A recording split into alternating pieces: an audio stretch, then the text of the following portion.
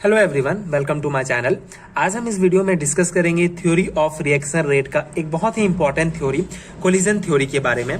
So there are two important theories of reaction rate. These are the collision theory developed by Arrhenius and van Hoff and the modern transition state theory, also called activated complex theory, developed by Eyring, Polanyi and Evans in 1935। So reaction rate के दो important theories हैं, collision theory और activated complex theory. So activated complex theory के बारे में मैंने अपने पहले वीडियोस में डिस्कस कर चुका हूं, आपको लिंक आई बटन में या एंड स्क्रीन में मिल जाएगा, आप उस वीडियो को भी चेक कर सकते हैं। इस पर्टिकुलर वीडियो में हम कोलिजन थ्योरी को डिस्कस करेंगे डिटेल से। सो दोनों थ्योरी जो है, कोलिजन थ्योरी और एक्टिवेटेड कॉम्प्लेक्स थ्योरी, बहुत ही ज्यादा इंपॉर्टेंट है आपके एमएससी सेमेस्टर एग्जामिनेशन के लिए। ये 5 नंबर के क्वेश्चन में पूछे जाते हैं, लॉन्ग टाइप क्वेश्चन में। सो आप इस वीडियो को देख के इसके बाद आप एक्टिवेटेड कॉम्प्लेक्स थ्योरी वाला वीडियो भी देख के आप नोट्स बना सकते हैं। सो इस वीडियो में हम इसका बेसिक कॉन्सेप्ट देखेंगे, थोड़ा सा एक्सप्लेन कोलिजन थ्योरी का। उसके बाद मैं आपको एक हैंडमेड्स नोट प्रोवाइड करूंगा बेसिक डेरिवेशन का, जो आपके एग्जाम प्रिपरेशन के लिए काफी हेल्पफुल होगा। सो कोलिजन थ्योरी और biomolecular gaseous reactions. So this is the earlier theory of reaction rate. Since reaction between two species take place only when they are in contact, it is reasonable to suppose that the reactant species must collide before they react. So ये जो है basic concept है पूरे collision theory का, biomolecular gases का। Basically आप समझिए कि जो दो हमारे रिएक्टेंट्स होते हैं, मान लीजिए ए और बी। सो ए और बी जो रिएक्टेंट्स हैं, जब तक वे कोलाइड नहीं करेंगे, कोलिजन नहीं करेंगे, एक साथ जुड़ेंगे नहीं, तब तक हमारे प्रोडक्ट का फॉर्मेशन नहीं हो सकता है। इसी प्रकार कोलिजन थ्योरी में भी जो है, जो भी हमारे रिएक्टेंट्स होते हैं, जो मॉलिक्यूल्स होते हैं, जब तक एक साथ नहीं जुड़ेंगे तब तक प्रोडक्ट नहीं बनेगा। Between two species take place only when they are in contact. जब तक वो कांटेक्ट में नहीं आएंगे तब तक जो है रिएक्शंस हमारा नहीं होगा। सो सपोज दैट कि जो रिएक्टेंट स्पीसीज हैं वो कोलाइड होना चाहिए, रिएक्ट करने से पहले एक दूसरे से टकराव होना चाहिए। सो ये बेसिक कोलिजन थ्योरी है। सो we will restricted our discussions to bimolecular reactions in the gaseous phase. So जो collisions होते हैं वो अब देखेंगे तो gaseous phase में भी होंगे हमारे जो है अगर हम उसमें लिक्विड फेज में भी मॉलिक्यूल्स के बीच जो है कोलाइड्स होंगे, कोलिजन्स होंगे। लेकिन हम यहाँ पे जो है हमारे डिस्कशंस को सिर्फ जो है गैसियस फेज के लिए हम कोलिजन थ्योरी यहाँ पे डिस्कस करेंगे बायोमोलिकुलर रिएक्शंस के लिए। जैसे कि मान लीजिए ये हमारा एक सिस्टम है, यहाँ पे बहुत सारे गैस के मॉलिक्यूल्स हैं, तो वे आपस में एक दूसरे से टकराएंगे, कोलिजन होगा उनमें। So from the kinetic theory of gases, the number of bimolecular collision per second per minus cube centimetre among molecular of species is given by. So ये जो हमारा एक जैसे कि हमारा कोई बर्तन है, कोई भी एक सिस्टम है, मान लीजिए यहाँ पे बहुत सारे जो है गैस के मॉलिक्यूल्स हैं। सो एक पर क्यूब सेंटीमीटर में एक सेकेंड में कितने जो मॉलिक्यूल्स होते हैं, मॉलिक्यूल्स के बीच कितना टकराव होता है, उसको जो है इस डेरिवेशन के द्वारा रिप्रेजेंट किया जाता है। That is Z equal to 2π² d² in कोष्टक में हमारा 8π kT upon mu in whole square in power of 1/2। So this is the equation number first, जहां पे हम जो है एक हमारा पर सेकेंड पर क्यूब सेंटीमीटर में कितने जो है कोलिजन्स होते हैं बायोमोलिकुलर्स के बीच, उसको जो है हम इस इक्वेशंस के द्वारा दर्शा सकते हैं। इसी प्रकार for the reaction involving two different gases, the number of the bimolecular collisions between unlike molecules is given by. So अगर हम जो डिफरेंट गैसेस नंबर को बायोमोलिकुलर गैसेस को लेते हैं, तो उनमें जो कोलिजन्स होता है उसको हम इसके द्वारा रिप्रेजेंट कर सकते हैं, हमारे इस इक्वेशन के द्वारा, that is Z A B equal to N A N B D average square 8π kT upon mu in power 1/2, equation number second. उसके बाद जहां पे हमारा जो है वेयर उस इक्वेशन नंबर सेकेंड में जो हमारा N A and N B है are the number of A and B molecules respectively, D average is the average collision diameter defined as D A plus D B upon 2, and mu is the reduce mass defined as mu equal to MA/MB upon MA plus MB। तो the collision number ZAB is given in the term of molar masses MA and MB of the to gases by expressions. So ये जो है हमारा equation number 3 है।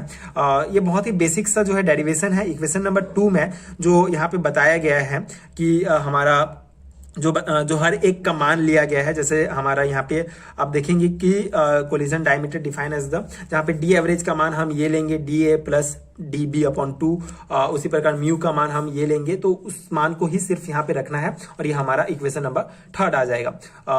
That is ZAB equal to NA/NB D average square MA plus MB 8πRT upon MA/MB and in power 1/2, equation number 3। इसी प्रकार the details analysis of dynamics, the other equations के लिए हमारा आगे का पॉइंट है, the detail analysis of the dynamic of biomolecular collisions lead to the result that the number of collisions between molecules A and B when the relative kinetics energy E along the lines of center is greater than the threshold energy is given by। so ये threshold energy भी एक important term है collision theory में। so threshold energy को जो है हम इस derivation, इस equation के द्वारा दे सकते हैं, that is equation number 4 Z-AB equal to ZAB E in power minus C upon RT, equation number 4 है हमारा। assuming that Z-AB gives the rate of relative collisions between A and B, so we can write, तो ये हम assume करते हैं कि Z-AB जो है हमारा जो collisions हो रहा है A और B मॉलिक्यूल्स के बीच, उसका रेट हमको रेट ऑफ रिएक्शंस हमको इससे पता चलेगा। so इसलिए हम इस डेरिवेशन को इस प्रकार से लिख सकते हैं, that is dNA upon dt equal to Z-AB। तो यहाँ पे हम जो है सिर्फ यहाँ पे हम ये मान रख देंगे, ZAB का जो है हम इक्वेशन नंबर 3 से यहाँ पे मान रखेंगे और ये हमारा इक्वेशन नंबर 5 आ जाएगा। सो इक्वेशन नंबर 5 है, आप यहाँ पे इसको, ये एक इंपॉर्टेंट टर्म है, ये हमारा आगे के डेरिवेशन में यूज होगा। उसके बाद आगे का है हमारा, let us now proceed to obtain the theoretical expression of the rate constant if the concentration is expressed in mole diameter cube diameter. Then हमारा यहाँ पे अब हम जो है आगे का प्रोसेस करेंगे, जहाँ पे हम थियोरेटिकल एक्सप्रेशंस, मतलब एक आगे का डेरिवेशंस हम जो है रेट कांस्टेंट के लिए निकालेंगे, जहाँ पे कंसंट्रेशन जो है ये है diameter mole minus cube diameter mole में जो है ये प्रेजेंट किया जाएगा। सो दिस इज A बराबर हमारा 10⁻³ NA upon NB and B बराबर हमारा 10⁻³ NA अपॉन NB, ये इक्वेशन नंबर 6 होगा, जहाँ पे NA जो है एवोगैड्रो नंबर है। So hence the rate law expression, so rate law को जो है इस प्रकार दर्शाया जाएगा, that is minus D concentration A upon dt equal to हमारा K2AB। Okay, so can be written as, इसको हम ऐसे भी लिख सकते हैं, जब ये हम यहाँ पे A और B का मान यहाँ पे रखेंगे, इक्वेशन नंबर 6 से यहाँ पे A और B का मान रखेंगे तो हमारा इक्वेशन नंबर 7 आएगा, that is K2 10⁻6 upon NA square NA NB।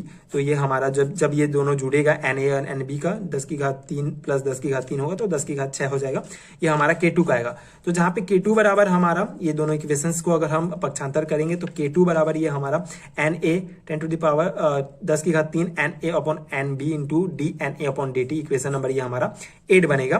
तो इक्वेशन नंबर 5 जो हमारा यहाँ पे मिला था हमको, अब देख सकते हैं, दैट इक्वेशन नंबर 5, ठीक है। तो इस इक्वेशन नंबर 5 में हमारा ZAB बराबर DNA अपॉन DT है, तो इस DNA अपॉन DT के जगह हम ZAB का मान, मतलब ये मान जो है हम वहां पे लिखेंगे। तो यहाँ पे हम जो है ये equation number 5 for minus D upon DT we have, so the minus DA upon DT, मतलब इक्वेशन नंबर 5 का जब यहाँ पे मान रखेंगे तो हमको ये इक्वेशन नंबर 9 प्राप्त होगा। So comparing equation number 9 with the Arrhenius equations, जो अर्नियस इक्वेशन है हमारा K2 equal to AE in power minus EA upon RT। So इसके साथ जब ये कंपेयर करेंगे हम इक्वेशन नंबर 9 को, so we find that the Arrhenius pre exponential factor is given by A बराबर हमको जो है ये डेरिवेशन प्राप्त, ये डेरिवेशन ये हमारा जो है इक्वेशन नंबर 10 प्राप्त होगा, ठीक है, जब हम कंपेयर करेंगे आर्नियस थ्योरी और इसको। तो यहाँ पे बेसिकली हमारा NA डी एवरेज ये होगा, जहाँ पे आप देखेंगे तो K2 जो है AE माइनस ई ए अपॉन आर टी होता है, तो उसके जगह ये ए रहेगा K2 और ये यहाँ पे कटेगा K2 और ये हमारा E minus E upon R T. ठीक है, तो ये हमारा इक्वेशन नंबर 10 मिलेगा। कंपेयर करेंगे उस इक्वेशन नंबर 9 और ये आर्हेनियस इक्वेशन को। तो उसके बाद ये हमारा मेन जो है कोलिजन थ्योरी का जो है प्री एक्सपोनेंशियल फैक्टर्स है, जो कि हम इस प्रकार इसको दर्शा सकते हैं। ये इस इक्वेशन के द्वारा इसको रिप्रेजेंट किया जाता है। सो ये बेसिक डेरिवेशन है। इसके बाद आप कुछ इंपॉर्टेंट पॉइंट्स लिख सकते हैं। That is the activation energy E A in the Arrhenius equation is thus identified with the relative kinetics energy E along the line of center of the two colliding molecules which is required to cause a reaction between them. So ये जो है important derivation है आपके semester examinations के लिए। First of all I want to clear one thing कि मैं कोई प्रोफेशनल टीचर नहीं हूँ, मैं भी एक स्टूडेंट ही हूँ एमएससी थर्ड सेमेस्टर का। सो ये एमएससी फर्स्ट सेमेस्टर के लिए इम्पॉर्टेंट है। मेरे पास नेट क्लियर नहीं है, मैं नेट एग्जाम के पॉइंट ऑफ व्यू से आपको ये कॉन्सेप्ट क्लियर नहीं कर सकता हूँ। मेरे कुछ एक्सपीरियंस है एमएससी फर्स्ट सेमेस्टर एग्जामिनेशन से रिलेटेड, उस एक्सपीरियंस को आपके साथ शेयर कर सकता हूँ, उन नोट्स को शेयर कर सकता हूँ जो आई होप कि आपके लिए हेल्पफुल होते होंगे। और ये जो है, ये जो बेसिक मैंने कॉन्सेप्ट बताया है कोलिजन थ्योरी का, ये बेसिकली मैंने आपको एक नोट्स प्रोवाइड किया है। आप इसको जो है लिख सकते हैं, अपने नोट्स बना सकते हैं। एक आपको इसमें बेसिक ट्रिक आपको देना चाहूंगा। ट्रिक मतलब एक जो है मैं आपको चीज बताना चाहूंगा कि मैं परसू यूनिवर्सिटी से है, परसू रायपुर यूनिवर्सिटी से मैंने अपना एमएससी किया है फर्स्ट सेमेस्टर। उसी यूनिवर्सिटी से मैं अभी पढ़ाई भी कर रहा हूँ। सो उसमें क्या होता है, 5 मार्क्स के क्वेश्चंस में जनरली कोलिजन थ्योरी पूछा जाता है। तो 5 मार्क्स के क्वेश्चंस के लिए हमको जो है पेज लिमिट होता है, 2 पेज हमको मिलता है। तो उसमें ही हमको 5 मार्क्स के जो भी टॉपिक आएगा उसको कवर करना होता है। सो अगर कोलिजन थ्योरी आपका आता है उसमें, सो आपको ये जो है 2 पेज में लिखना है। लेकिन यहाँ पे मैंने आपको जो बताया, अगर आप इसको नोट्स बनाएंगे तो आपको ऑलमोस्ट 3.5 पेज है। सो यहाँ पे एक आप चीज आप कर सकते हैं, जो ये थ्योरी पोर्शंस है इसको आप उतना मत लिखिए। शुरुआत में आप इसका कॉन्सेप्ट समझाने के लिए लिख सकते हैं। उसके बाद अब डेरिवेशन जो इक्वेशंस 1 से लेकर मैंने 10 तक बताए हैं, सारे इक्वेशंस को आप एक साथ लिख लीजिए। और उसके बाद जो है आप याद कर लीजिए कि इस इक्वेशंस के बाद ये आएगा। अगर आप 1-2 इक्वेशंस याद करेंगे तो आपको बस उसका मान याद रखना है। उसके बाद डेरिवेशन जो है बहुत इजिली अपने आप आगे बनते जाता है। सो जो है आप यहाँ पे जैसे कि अगर हमने इक्वेशन नंबर 2 में जो जितने भी मान हैं ये क्या होते हैं इसके बारे में पूरा यहाँ पे लिखा है। सो आप ये स्किप कर सकते हैं, आप ये नहीं लिखेंगे तो भी चलेगा। जो चेक करने वाला होगा उसको पता होगा, अगर ये इसको डेरिवेशन आता है तो उसको पता ही है कि इसका बराबर ये मान भी होता है। सो आप ये सब स्किप कर सकते हैं और आप जो है इसको शॉर्ट नोट्स के रूप में जो है लिख सकते हैं। मैंने आपको ये बताने के लिए लॉन्ग नोट्स बनाया है। आई होप कि आपको समझ में आया होगा और ये हैंडमेड्स नोट्स आपके एग्जाम प्रिपरेशन के लिए काफी हेल्पफुल भी होंगे। अगर आपको एमएससी सेमेस्टर एग्जामिनेशन से रिलेटेड हैंडमेड्स नोट्स अगर चाहिए, MSc first semester and third semester के सारे हैंडमेड्स नोट्स मेरे पीडीएफ स्टोर में हैं, आप वहां से ले सकते हैं, जो आपके लिए काफी हेल्पफुल होंगे। आप डायरेक्ट वहां से पढ़ सकते हैं। वीडियोस आने में डेफिनेटली टाइम लगता है, इसलिए आप वहां से आपको सारे नोट्स एक साथ मिल जाएंगे पीडीएफ स्टोर। नीचे आप लिंक मिलेगा, आप वहां जाके एक बार चेक कर सकते हैं पीडीएफ स्टोर। सो बस यही था इस टॉपिक का एनालिसिस। आई होप कि आपके लिए हेल्पफुल हो। अगर कुछ गलतियां हैं तो आप प्लीज कमेंट में उसे सुधारिए। आई एम ऑल्सो स्टूडेंट, सो मैं ये नहीं कहूंगा कि मुझे परफेक्ट आता है ये थ्योरी। मेरे को जितना आता है मैंने प्रयास किया है आपको बताने का। अगर हेल्पफुल है तो आगे की वीडियोस देखने के लिए प्लीज चैनल के साथ जुड़े रहिए। प्लीज सपोर्ट कीजिए, like share and subscribe to my channel and thank you so much for watching.